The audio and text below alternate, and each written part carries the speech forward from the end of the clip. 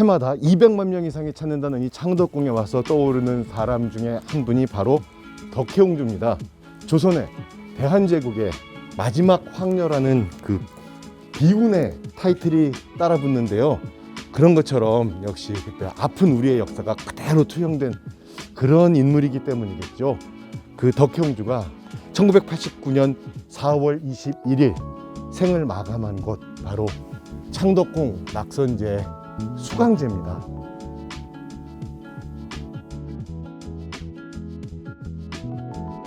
덕혜옹주는 1912년 이곳 덕수궁에서 태어납니다. 이때는 벌써 나라를 국권을 빼앗긴 일제강점기죠.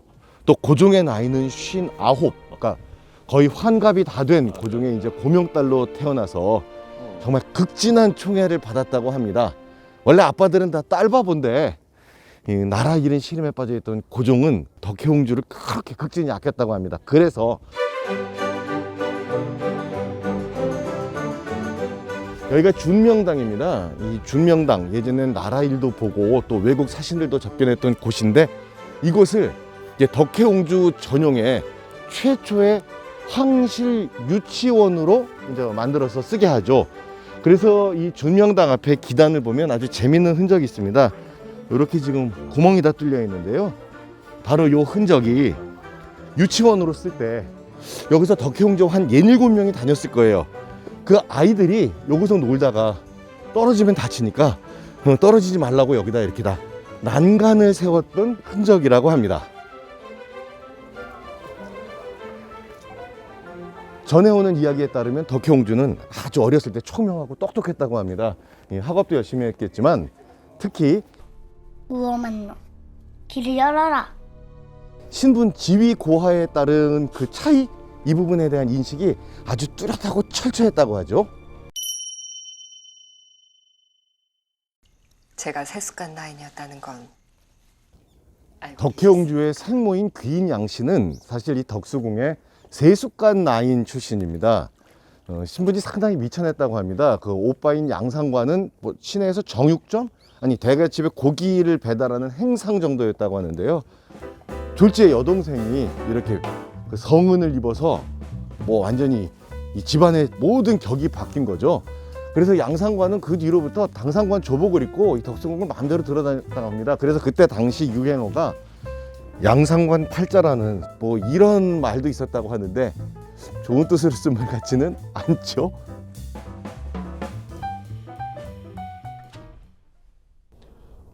고종은 덕혜옹주가 8살 되는 해에 약혼을 시킵니다. 자신의 사랑하는 딸이 일제에 의해서 일본인과 강제로 전약 결혼 당하는 걸 막기 위해서인데요. 그 상대는 당시 황실 시종 김황진의 조카 김장한입니다.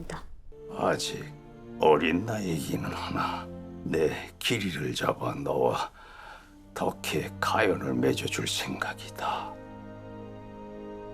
물론 이 약혼은 고종 사후에 다 무효가 됩니다. 근데 여기서 그 김장한이 중요한 이유는 나중에 1962년 덕혜옹주가 귀국을 하고 또 대한민국 국적을 취득하는데 결정적인 역할을 한 사람. 우리 정부가 뭘 도와주면 좋겠습니까? 영친왕 전하와 덕혜옹주의 국적을 하루속히 대한민국으로 회복하고 당시 서울신문 귀국시켜야 기자 한다. 김을한이 이 김장한의 친형이기 때문이겠죠. 그런데 이 덕혜옹주라는 칭호는 실제로 상당히 나중에 붙여진 칭호라고 합니다. 1921년 5월 9일자 조선일보인데요. 그 사이에는 덕수궁의 꽃 아기씨, 뭐 복력당 아기씨로 불리다가 이제 이때 1921년에 이복 오빠인 순종 황제가 덕혜옹주라는 이제 칭호를 내려줬다, 이런 사실을 확인할 수가 있습니다. 일본 유학은 제가 준비하겠습니다. 옹주님께서 왕공족이 되셨으니 귀족 학계에서 공부를 하셔야죠. 1925년 13살의 어린 나이에 덕혜옹주는 일본으로 강제 유학길에 오르게 됩니다. 이때 뭐 영왕도 그랬던 것처럼 조선의 황족들은 유학이라는 미명하에 일본으로 끌려가서 이제 강제로 인질이 되게 되는데요. 전 가지 않겠습니다. 이때 유학을 이렇게 강하게 주장하는 이자는 한창수입니다. 영화에서는 한택수라고 나오는데요. 그 실존 인물은 한창수입니다.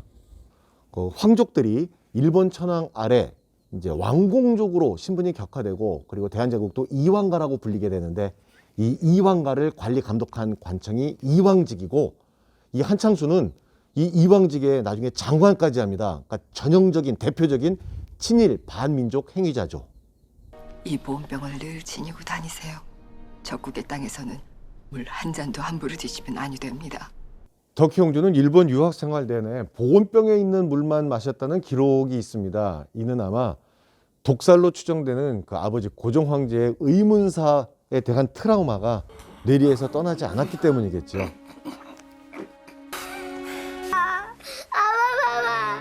일본으로 끌려갔던 덕혜옹주는 이제 몇 번 귀국을 합니다. 1926년 순종 승하시에는 이제 덕혜옹주 영왕 이방제에서 의친왕 이렇게 이제 귀국을 하고요. 당시 신문 기사들을 보면 이 덕혜옹주가 경성에 도착하고 다시 또 눈물을 흘리면서 일본으로 가고 하는 그 상황들이 잘 이제 기사로 나와 있습니다.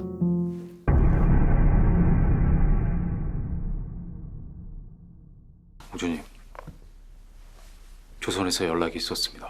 양규인께서 돌아가셨습니다.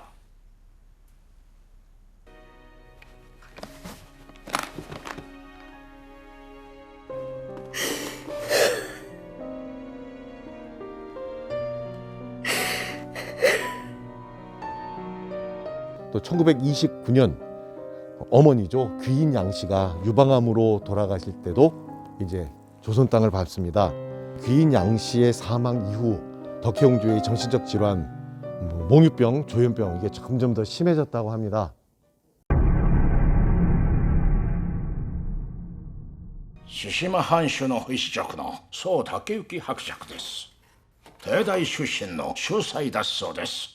1931년 이제 덕혜옹주의 그 혼담 결혼 소식이 들립니다. 물론 일제에 의한 강제 정략 결혼이죠. 그때 상대는 대마도 번주의 아들 소 다케유키입니다. 그때 당시 조선 땅에는 수많은 루머가 돌았다고 하는데요. 소 다케유키가 눈이 정상이 아니다. 그러니까 그 당시 말로 애꾸눈이다. 또 아주 키도 작고 추담이다. 이런 루머들이 퍼졌다고 합니다. 그러니까 진짜 감정이 안 좋았다는 얘기예요. 결혼식은 1931년 5월 8일이었고요. 이 조선일보 기사인데요. 신랑 소 다케유키를 지워버리고 이 사진을 지면에 냈습니다. 그 당시 민족 감정이 어떠했는지를 단적으로 보여주는 사진이 되겠죠. 1932년 이제 딸을 출산하죠. 소마사에, 소정혜입니다. 근데 이 정도 정상적인 결혼 생활은 정말 얼마 되지 않고 아주 짧았다고 합니다. あなたは私の妻なのです。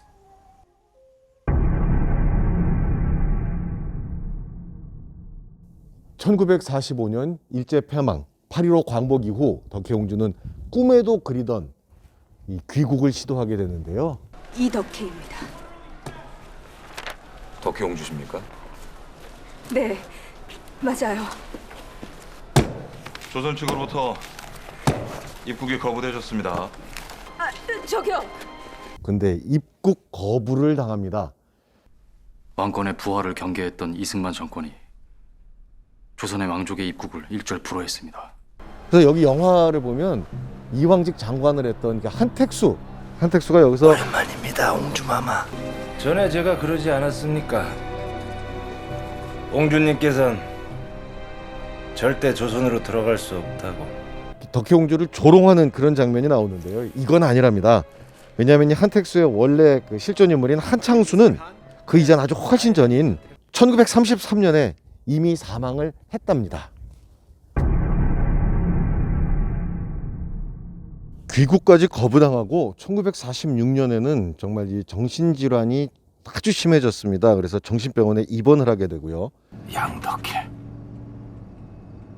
어머님 이름을 따라 성을 바꾸셨다니. 1955년 이혼을 합니다. 이혼 이후에는 생모 귀인 양 씨의 성을 따라 양덕혜라고 이제 개명까지 하는데요. 료덕에서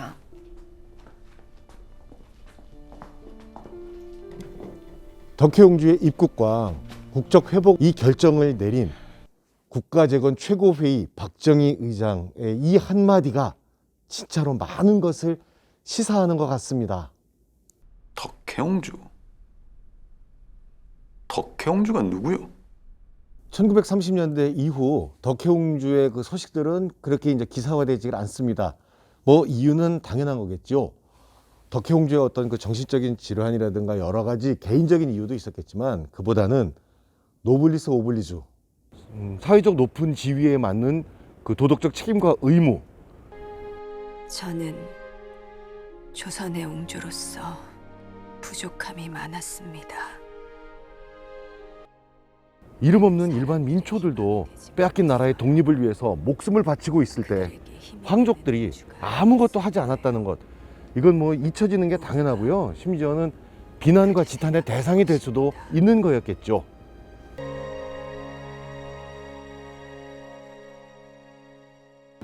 (1962년에) 드디어 귀국을 합니다.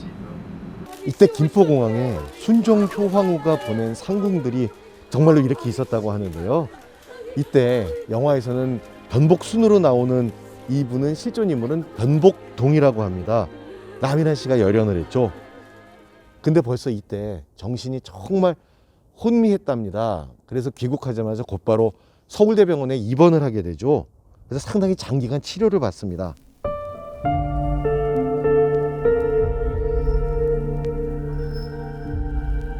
덕혜옹주가 생애 마지막 자락에서 혼미한 정신 속에 썼다는 바로 이 삐뚤삐뚤한 이 글씨. 이 글씨에 그 모든 시대의 아픔이 담겨 있습니다.